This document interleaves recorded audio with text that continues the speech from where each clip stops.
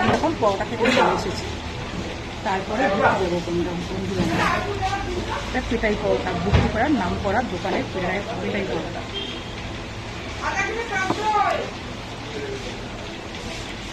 দেখো এখানে কিন্তু পনির দেয়, পনির দিয়ে মানে পেটাই পরোটা তরকারি হয়, হেবি সুন্দর করে।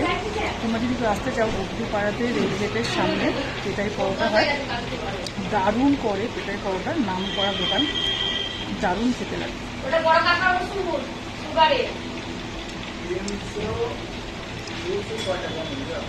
সাধারণ লাগছে খেতে। এবং কেমন লাগছে বোনকে জিজ্ঞেস করি। দারুণ দারুণ, ঘুরতে পারে মানেই তো পেটাই পরোটা খেতেই হবে। আমি যখনই আসি তখনই এই দোকানে আসি খেতে হবে। এই পেটাই পরোটা না, প্রত্যেকটা আইটেম এই দোকানে দারুণ বানায়।